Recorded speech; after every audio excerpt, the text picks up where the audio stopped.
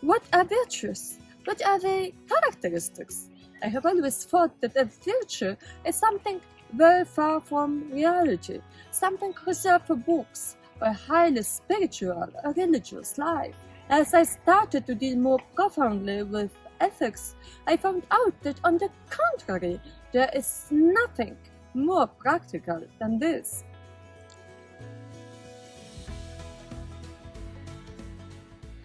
The practical meaning is already revealed by the Greek meaning of this word. A virtue refers to the skills and efficiency that make one a good person and contribute to a successful life. Take, for example, Odysseus, whom you will remember from his monument in the video discussing virtues in the basic terms in business ethics. Odysseus, an archetypal hero whose guests bring him back to his home, his kingdom and his wife, was in ancient Greece a symbol of virtues. Even for Romans, he was a symbol of virtues, patience, and his endurance of adversity made him an example, especially for Stoics. Virtues are in this sense like a polar star, another monument you have already seen in the movie, which guided Odysseus on his long ocean-going voyage and helped him to make good choices and achieve his goal. How can we define virtues? They can be understood as habits that develop into character traits. We acquire them by learning how to act and by practicing this act. What are the basic characteristics? What role they play in our life and in the life of society? Why are they important? Virtues have their optimum in the middle.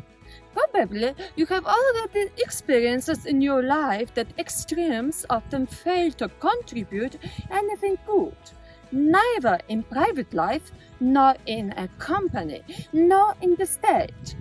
Being economical is a good thing, but neither too much of it, being stingy, a miser, nor too little, being prodigal, wasteful, can be considered as a good or a just thing. If you are stingy, you may be tempted to lose sight of the needs of other people, which neither brings you happiness nor is a just thing. On the other hand, being wasteful is an injustice toward the global community, which has only a limited access to resources, especially natural ones. So, virtue is something that has its optimum in the middle. In this way, virtues are different from values, which are on a continuous spectrum from low to high. Virtues help you reach important values. Probably during your life you have chosen some important goals to reach that are valuable for you. The goal might be earning a master's degree, or playing the piano, or learning a new language, or doing exercises every day, meditating, crossing the Alps. Grande Traversata dei Alpi in my case, and in case of an organization, to remain in the market by creating a value for its stakeholders. To reach all of these goals, we need some character skills, courage, punctuality, persistence, belief in your competences or in the value of your goal, self-control, and the hope that you achieve the goal. In psychology, we say hope for success, and we can even measure it. All these are examples of virtues. Virtue is an ability to do a moral duty. Sometimes we don't want to do something. However, we consider it as a thing that we have to do. Let's say, to admit an error. To do so, we have to have not only the will to do something good, but we have to be able to do that thing. And for that we need some characteristics. So virtue embraces all competences and abilities to put a human being in the position to aspire to achieve meaningful goals.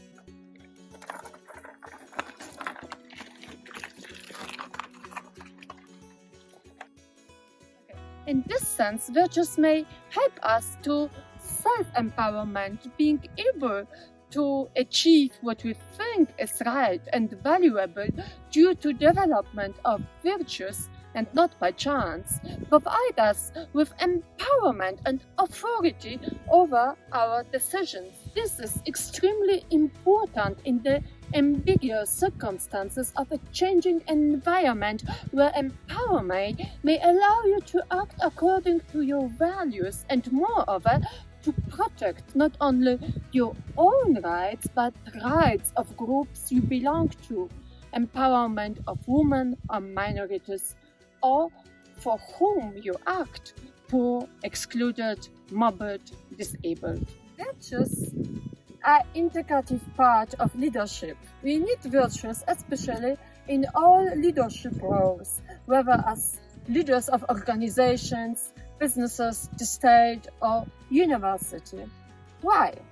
Think about a boss, supervisor, a rector, dean, priest, bishop, guru, imam, minister, president. Would you trust a person who is corrupt, not respecting other people, biased? I dare say not. Moreover, these persons often are judged more severely and they are expected to be more virtuous, being on the top of a pile. Why? Because they are a model for a company, for an organization, a state. And failure in their behavior is not only more visible but has grave consequences for the whole company and may lower the trust within and outside the company. Virtues help to develop a common good. After all the preceding examples, we see that the virtues shape not only our individual life, not only of people close of us, but of all society. So, some societies and cultures can be described as virtuous.